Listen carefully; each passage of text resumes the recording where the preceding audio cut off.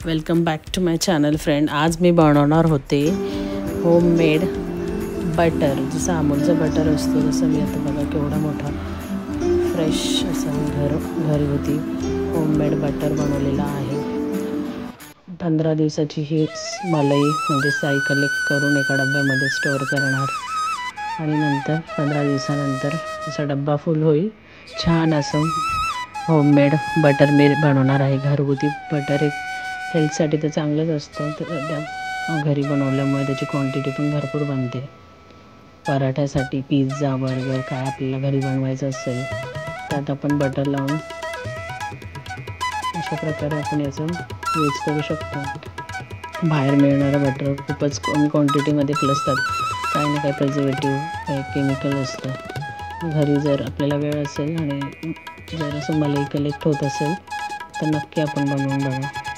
बघा असं तर हे सगळं मी मिक्सरच्या भांड्यात ट्रान्सफर करून त्याला सॉफ्ट करून घेणार आहे। एकच गोळा असं बनवून घेणार आहे।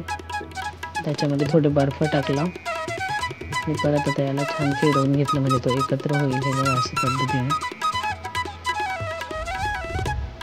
आता परत याला थंड पाण्यात किंवा बर्फ टाकून थोड्या पाण्यामध्ये छोटे छोटे गोळे करून याचे त्याला क्लीन करून घ्यायचं आहे 4 ते 5 पाण्यात। बघा किती छान सुंदर असं सॉफ्ट बटर रेडी आहे। याचे गोळे मी आता थंड पाण्यात टाकते, बर्फाच्या पाण्यात छान, म्हणजे ते असं एकत्र असं स्मूथ गोळा तयार होईल म्हणून।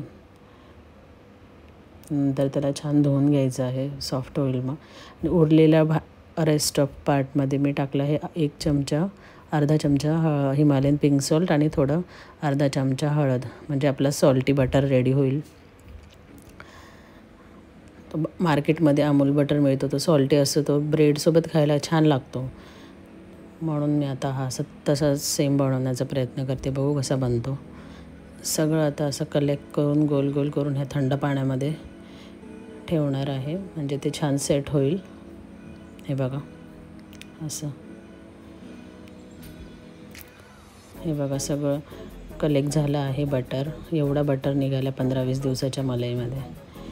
आणि आता याला मस्त 4-5 पाण्यामध्ये क्लीन धुवून घ्यायचं आहे, म्हणजे तो एकदम स्मूथ आणि क्लीन राहील आणि बरेच दिवस टिकेल।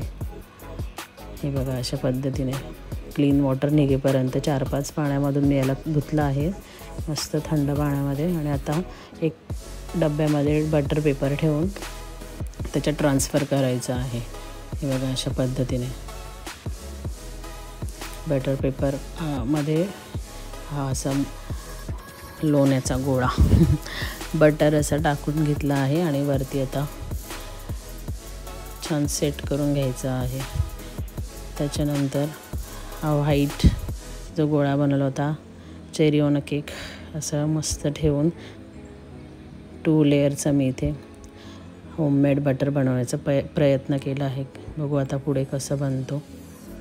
खूपच छान बनला होता। बनल्यानंतर टेस्ट केलं तर खूपच असं घरी बनवल्यामुळे एकदम फ्रेश तर होताच, प्लस तो आपण घरी बनवल्यामुळे टेस्टी आणि सेम तसाच लागत होता जसं आपण बाजारात आणतो असं सेम। नंतर आता याला छान असं सेट करून घ्यायचं आहे, सगळ्या साईड क्लिअर करून घ्यायचे आहे। अशा पद्धतीने आपला जो बटरचा स्प्रेडिंग स्पून असतो त्याने पण, आणि हे असं व्यवस्थित दिसण्यासाठी सगळ्या साईडने असं बटरचा स्पून यूज करून व्यवस्थित, पुढे आहे बटर स्पून त्याच्याने मग असं या स्पूनने व्यवस्थित सेट करून घ्यायचं आहे। बघा बटर स्पूनने नंतर सेट झाल्यानंतर याला फ्रीजमध्ये थोडा वेळ ठेवायचं आहे बंद करून।